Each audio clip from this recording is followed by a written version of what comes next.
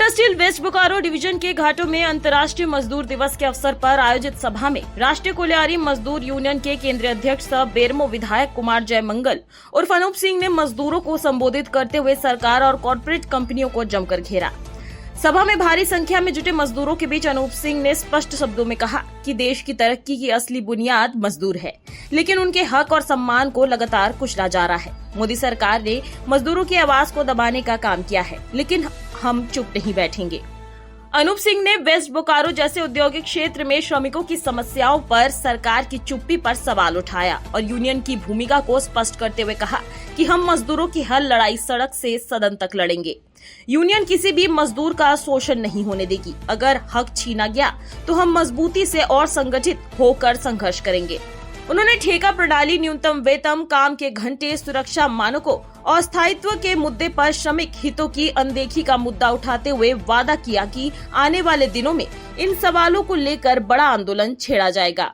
सभा के अंत में उन्होंने कहा कि मजदूर सिर्फ ईंट पत्थर नहीं जोड़ते हैं, वो देश का भविष्य गढ़ते हैं और जब तक मेरी सांसें चलेगी मैं मजदूरों की आवाज बनकर लड़ता रहूंगा। देखिए रिपोर्ट। आज हम लोग यहाँ पर उपस्थित हैं वेस्ट बोकारो की शाखा में राष्ट्रीय कोलियारी मजदूर यूनियन के बैनर के लिए। आज हम लोग यहाँ पे मनाते हुए तमाम हमारे अभिभावकों को और जो पूर्वज थे हमारे, जिन्होंने हमारे को ये अधिकार दिलाया, चाहे कोल इंडिया में हो, चाहे डीवीसी में हो, चाहे वो आपको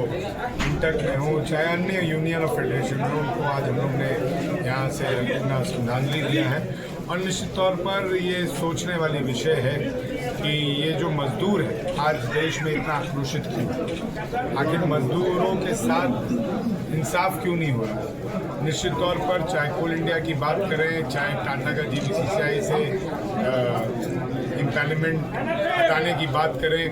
और मजदूरों की संख्या जैसे घटते जा रही है, कहीं ना कहीं जो हमारे देश की हालात है और देश में जो हमारी सरकार है वो कहीं ना कहीं नेशनलाइजेशन को भूल के प्राइवेटाइजेशन की ओर जा रही है, और जिसके तहत प्राइवेट कंपनियों को फ़ायदा पहुंचाने के लिए नए नए नियमों का विस्तारीकरण करना, पुराने नियमों को बदलना, उसी के क्रम में हम लोग ने आने वाले 5 तारीख को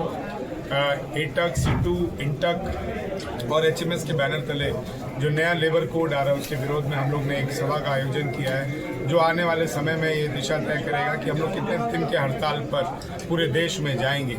और उसके लिए तमाम जो मजदूर नेता हैं वो लोग रांची पहुंच रहे हैं। लेकिन ये मजदूर दिवस के अवसर पर मैं मजदूरों को बस इतना बोलना चाहूँगा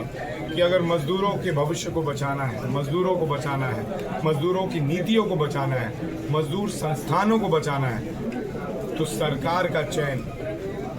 जाति के आधार पर नहीं, धर्म के आधार पर नहीं,